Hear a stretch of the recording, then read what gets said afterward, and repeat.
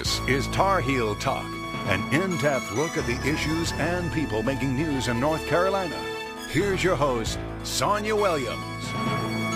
Whether it's Twitter, Facebook, Instagram, or Snapchat, social media is a major part of today's culture. And here to help us use it to our advantage is our resident expert, Alice Fuller, Principal Consultant for Sheer Social. Alice, welcome to Tar Heel Talk. Thank you, thank you, thank you.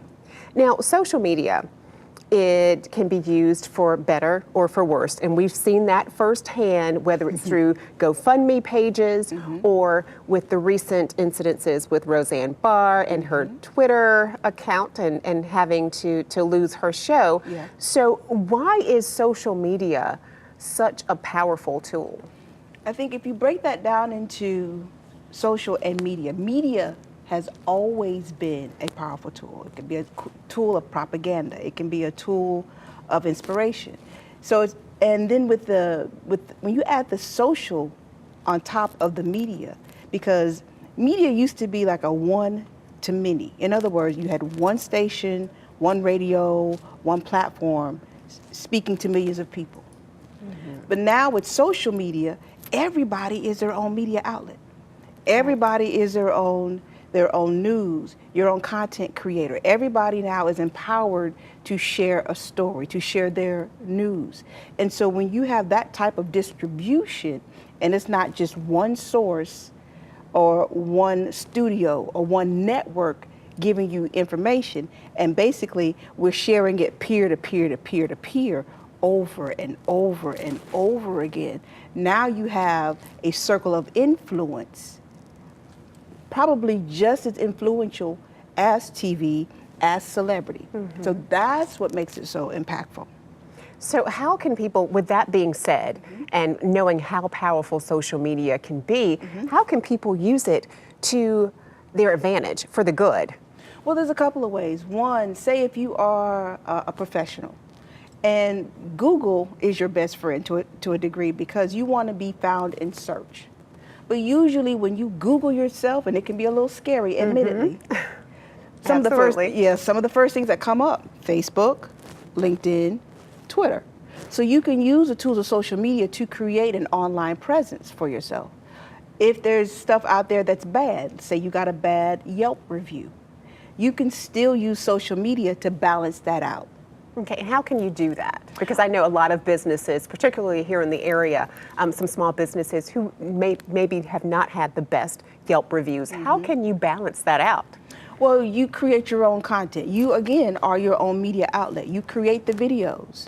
You go to those people who had a good experience. Ask them for testimonials. Put those testimonials everywhere. Your Facebook, your website, your Twitter, wherever you may be as a business, to balance out the negative. And the more positive you put online and on social media about yourself, the less the negative will seem so important.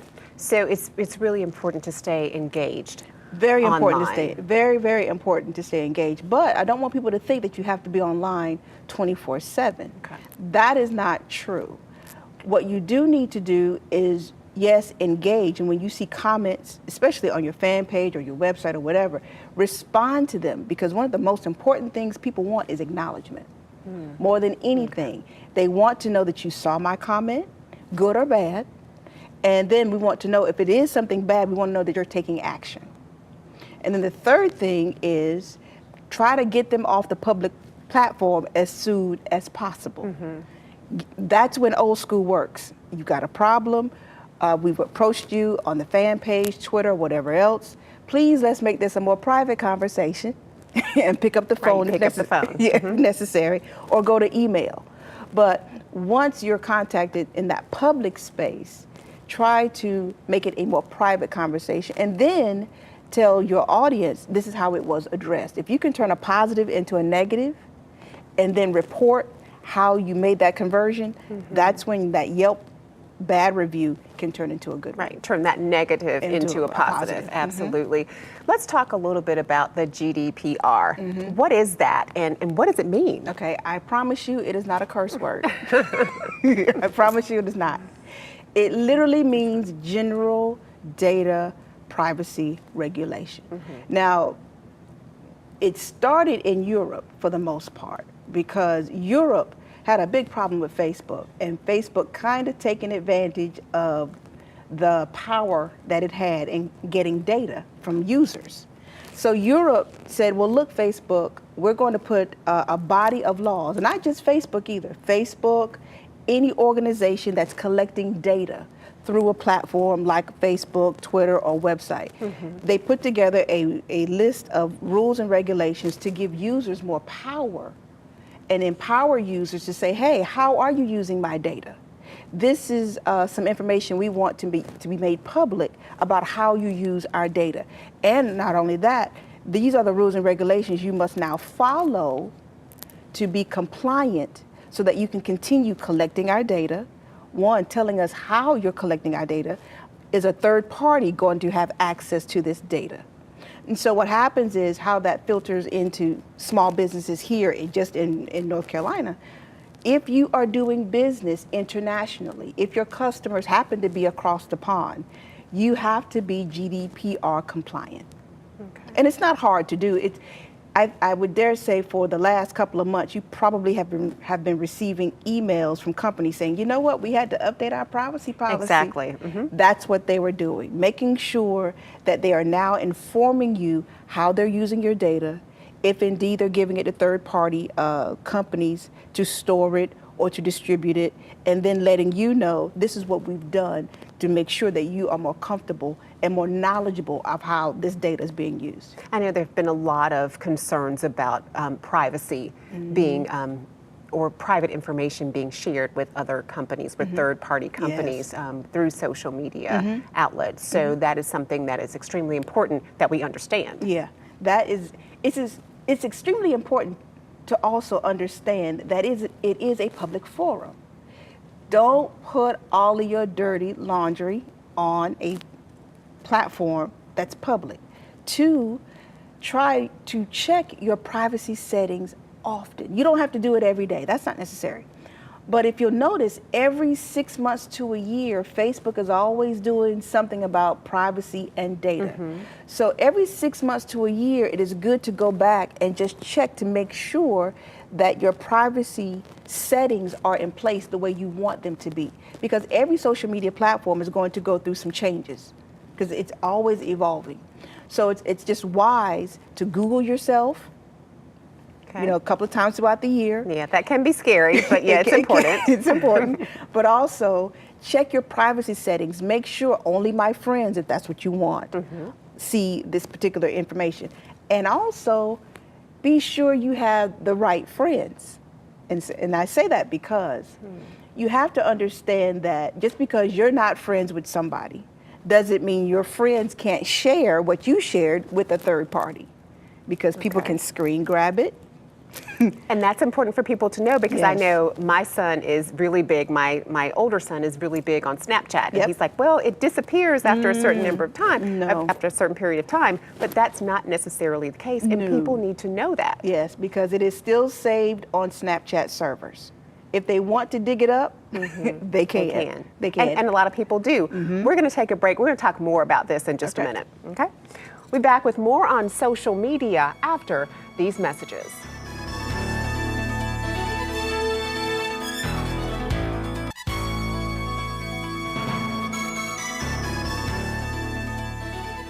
Today's show focuses on social media and how to use it to our advantage. And with us again is Alice Fuller, Principal Consultant with Sheer Social. Alice, before the break, you were making such great points about some of the things that we should keep in mind when we are using social media. Some of the things that a lot of people think will go away that don't necessarily go away and that we need to be mindful of. Talk a little bit more about that and how people need to use social media in a positive way. Okay, so it is a platform like Snapchat, as we were talking in the break. What made Snapchat popular at first was this thought that, hey, I could just send it and it just disappears like Mission Impossible. Right. But the reality of it is, people can still screen grab it. They've got enough time to screen grab it, which means they can save it to their own phone and then use it however they so desire. And that happens a lot. That happens a lot. So nothing is quote unquote sacred on a social media platform. It's just not. So never be angry, mad, or in some cases, I know people do get depressed and they express their depression on certain platforms. And in that particular case, things can be used for a positive because that person is generally reaching out for help. Reaching out for help. And so many of the platforms, Facebook, Instagram, Twitter, they've got tools and people in place to handle that and hopefully get that person to make a phone call to one of the organizations that would deal with that kind of issue. So when it comes down to, even in the workplace, which is where social media sometimes gets us in trouble too, once again, most companies should have a social media policy in place. If there is not a social media policy in place, businesses, I don't need to look in whatever camera, but whoever's listening, please get a social media policy in place because that will protect you. And not only protect you, but it will tell your employees this is what's expected. Should you get mad one day and you don't like the manager, something happened at work and you want to talk about the customers, your social media policy should tell them, no, you cannot talk about the customers. No, you cannot talk about your coworkers. And if you do, this is what will happen. This is what we are within our right to do. So then everybody knows within the company what the rules are and what will happen if you break those rules. Right. And that's extremely important to have that policy laid out because, like you said, then you know what you can do and what you are not supposed to do when it comes to social media and the workplace. Yeah, and you're talking about using social media for positive. Well, right now we're in a space wherein we can use, as businesses, you can use social media for customer service. You've got Dell, JetBlue, and some of your major corporations. Forget the call center. If you have a problem, just go to Twitter, and they've got different Twitter platforms specifically created to handle your complaint. Or your Facebook fan pages, or your Facebook groups, same thing. We are in an era now where people don't call the 1-800 like they used to. They go straight to a public forum and put your business on blast. Right. But you as a business have to understand now, if you see it in time, you can handle it. As a business, you should have some protocols in place so that the social media manager, if they're really doing what they're supposed to do, they will catch it in time and then relay the information to whoever really needs to handle it. So you can always turn a good, not even a good situation, but a bad situation into a good situation. If you have a good situation, build on it. You can always build on it. You've got so much content right now where I think we're getting to the place where sometimes it feels like content overload. You've got videos, you've got photos, but it's how you use them. It's the messaging. Because I think a lot of people get more involved in the platform than they do the messaging. And the platform isn't that important. It's important to a degree, but it's what you're saying through the platform that really makes the connection with the audience. It's just like regular media. You know, how we use the images, the messages we put underneath, the music, everything is created to evoke an emotion, which is why you cry at movies. Or you don't, or you talk back, or you laugh, or you talk back to the screen. All of that is built in. So with social media now, as a business or even as an individual, you have an opportunity to make real connections with an audience that you probably did not have before, because people expect it now. We're no longer in that, I'll wait 3 days to hear from the company. We're at that. We're at that state now. I just sent you a tweet, and I want a response. And I want a response right now. So that's where we are now. So let's talk a little bit, because that is your business. You work with your work through Sheer Social. You work with companies on how to market and message their company. Yes. Talk a little bit about that work, and because I know you have a long history. You have over 20 years of work in the television industry. You've worked both here locally and in Hollywood, and have done some national movies. Talk a little bit about how that all comes together and the message that you share with businesses on how to be successful in using social media. Well, I think it comes down to your audience first. First and foremost, it comes down to your audience. It's just like the same tools I use to produce TV or produce a movie or a documentary, same tools apply for social media. Who's the audience? What message are we trying to relay to that audience? Then where is this audience online? If we're trying to talk to teenagers, then we're going to be on Snapchat. Right. And we can't talk like our parents to Which a degree. I can't even use Yeah, Snapchat. everything I'm so is, behind. Everything is an emoji or a poop, something or the other. And you know, there's not a lot of punctuation, but that's a whole nother conversation. Then you've got, if we wanted to talk about something in current events, if you've got a business, you're doing a big event, then maybe you want to hit LinkedIn and Twitter. Or if you want to... And it's interesting to use LinkedIn because I think of, a lot of times I think people think of that as just, it's strictly for resume. work and your resume and just what you're doing professionally, but you're saying that videos and other things can be shared on that as well. Yes, video is big across almost all the major platforms right now. LinkedIn has been a sleeping giant for a little while because Facebook has been evolving, Twitter, everybody has been moving and evolving to this media thing, to the video especially, and LinkedIn finally woke up and said, you know what, if we're not careful, we are going to be out of the conversation. Absolutely. So now you're seeing more and more people sharing their authority. If you say you're an expert, then give me some expert advice, but you got to do it in 10 minutes. Or less. Or less, preferably Absolutely. less. How can people find out more information about Sheer Social and the work that you're doing? Well, as any social media individual, I am on social media. I'm on Facebook as Sheer Social, Twitter Sheer Social. I'm working on my website right now, but you can go to sheersocial.com and contact me through my website.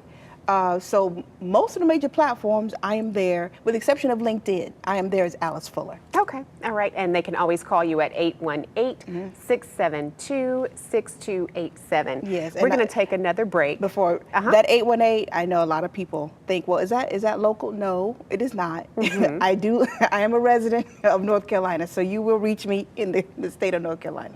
But like I said, you worked in Hollywood for a number of years, Yes. so I'm sure that's where the 818 comes from. Yeah, it's the Valley. Yeah. All right, we'll take a break. We'll talk more in just a minute. Okay. Don't go away. Tar Heel Talk will continue after these messages.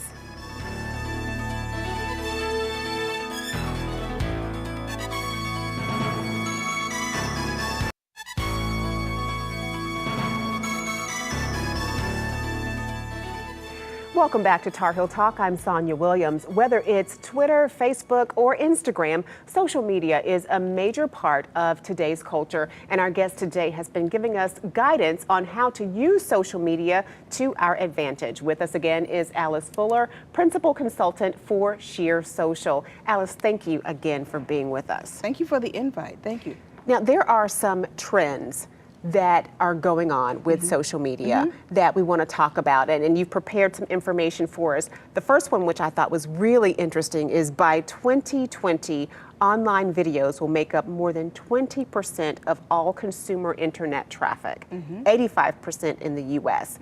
That is major. Well, there's a shift going on. If you haven't noticed, we're consuming more content on the mobile phone, and we're also shifting toward having content everywhere. It's not, oh, I can only watch a show at 8 o'clock or 9 o'clock. I can now see it on the website. I can now see it on my phone. I can now go to Netflix. And now Instagram just launched Instagram television. So, Oh, wow. yeah, it's crazy. Can't keep up. It's hard to keep up in some instances, indeed. So we have to be observant that there is a major shift happening, and it's basically because of us, how we consume content, how we consume our media, where we get our news from is changing quickly. So that's why that statistic is about the changing habits of how we get our content, where we get our news from, and a lot of it is not the traditional means anymore. I hate to say that. All But things no, that's considered. good to know, though. It's just shifting really, really fast. And so some of your traditional media is now playing catch up because the audience wants to be able to consume it everywhere at their convenience. Right. Not just at the studio or the producer, whatever, not at Or the their time that it airs, yes. anymore. Those days are swiftly coming to not an immediate end, but we're at that point now where the consumer is now at the foreground. Like, well, okay, so where do you want to watch it? Oh, you want to watch it on your mobile phone? Okay, we'll shoot it for the mobile phone, which means looking at things vertically now, as opposed to shooting horizontally. So that's something else you got to think about. We're looking at a tablet, you know, so now we're looking at the tablet this way. So you start thinking about, well, how does that change how we shoot our shows?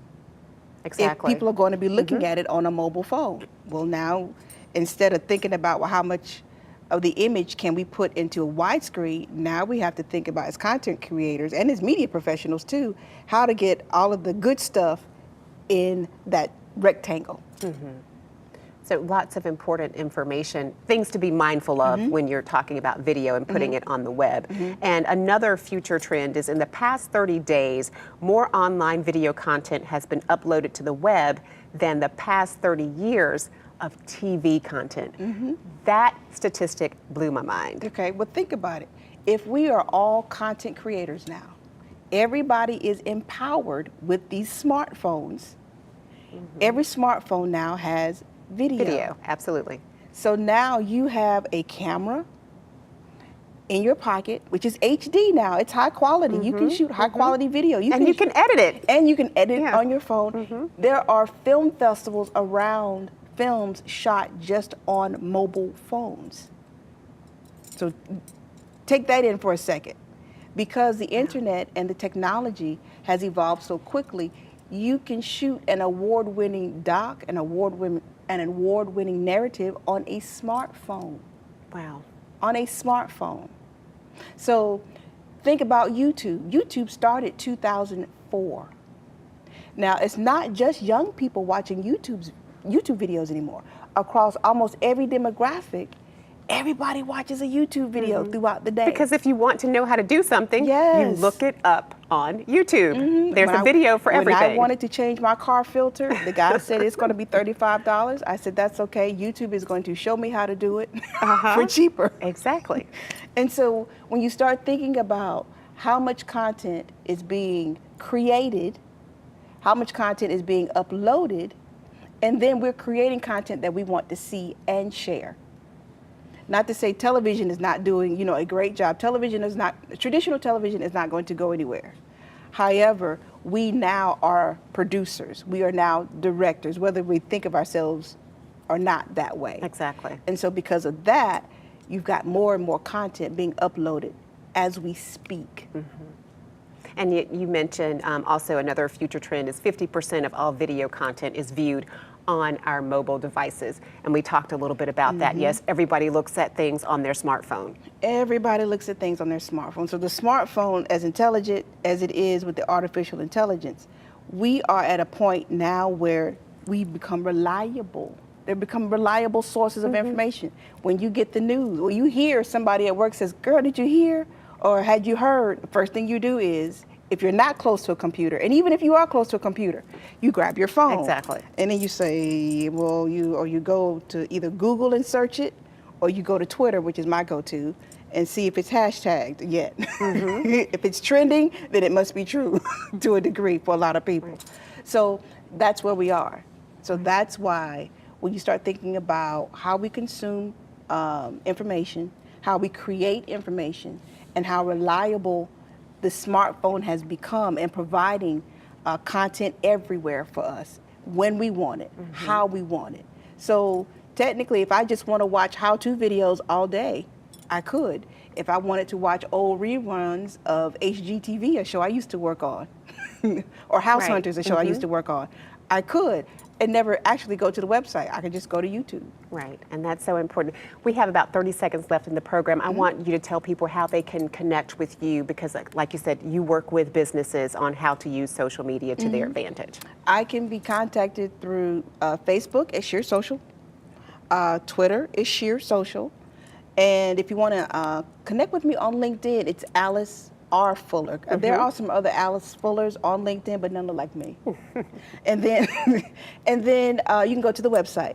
But I'm changing my website a little bit, but you can still contact me through the website. So sheersocial.com. Alice Fuller, thank you so much for being with us. Thank you for the invitation. Right. That's it for this week's Tar Heel Talk. To comment on this or other episodes of the show, like us on Facebook, follow us on Instagram, or send us an email to tarheeltalk@fox50.com. I'm Sonia Williams. Thanks so much for watching. We'll see you again next week.